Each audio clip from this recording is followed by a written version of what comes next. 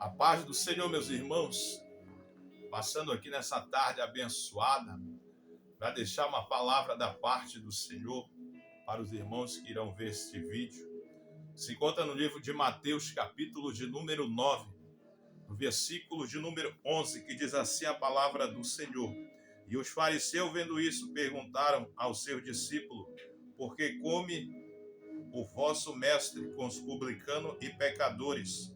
Jesus, porém, ouvindo isso, disse-lhe: os sãos não têm necessidade de médico, mas sim os que estão enfermos.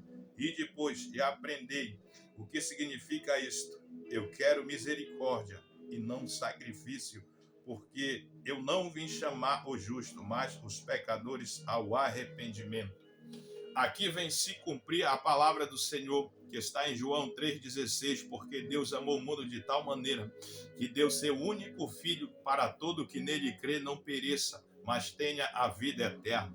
Jesus veio para os pecadores, para que eles venham se arrepender. Ele já começa perdoando os pecados do paralítico, ele se levanta e anda, aquele homem, né? Para os fariseus, aquele homem já estava condenado a perder a sua salvação. Talvez para eles ele não teria jeito, né? Mas quando Jesus chega, ele libera uma palavra de perdão e ele levanta e anda. Nessa tarde, a palavra do Senhor está dizendo que o próprio Jesus, ele está te chamando para te levantar dessa enfermidade que está te afastando dele, o pecado que está te afastando da graça do Senhor, está te afastando de sentir a presença, está te afastando da comunhão com ele.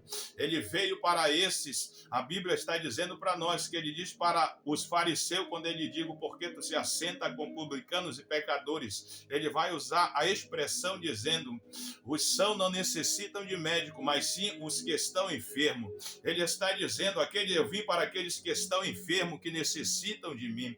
Para os fariseus, eles eram tidos como grandes homens de Deus, como grandes pessoas que já estavam salvas. Mas entenda que Jesus, ele veio para se cumprir o que está em 1 Coríntios 27, que Paulo disse: porque Deus escolheu as coisas loucas desse mundo para confundir as sábias. A palavra está dizendo para nós que aqueles que são desacreditados, é esse que Deus ele levanta do lamaçal do pecado, do tráfico, da droga, da prostituição, da mesa do bar. Se nós formos ver dentro desse texto aqui, amados irmãos, nessa tarde, quando Jesus ele passa na coletoria, ele vai ver Levi, que é chamado de Mateus. Ele era um coletor de impostos, ele era tido como um inimigo do povo de Deus, porque ele coletava impostos para o governo romano. Mas mesmo assim, Jesus ele chama ele. Quando ele entra também no barco de Pedro, Pedro reconhece que ele é um pecador, mas Jesus diz para ele que ele veio para transformar ele em pescadores de homens, de almas, porque ele já sabia que ele iria ganhar quase 5.000 almas para ele numa pregação. Se nós formos ver no livro de Atos dos Apóstolos, capítulo de número 9, no versículo de número 15, quando Deus ele diz para Ananias: vai até a rua direita, porque lá tem um vaso escolhido. Ele estava falando de Paulo, que ele era um vaso escolhido para levar o nome dele diante do gentil, diante dos reis e do povo de Israel. Então ele tinha escolhido Paulo, mesmo Paulo, quando ele ainda era Saulo, perseguidor do povo de Deus. Entendam que Jesus ele não olha para a nossa aparência, ele olha para aquilo que nós podemos fazer lá na frente. Vocês que estão ouvindo essa palavra nessa tarde, Jesus ele te escolheu para uma grande obra, não é hora de parar e nem desistir.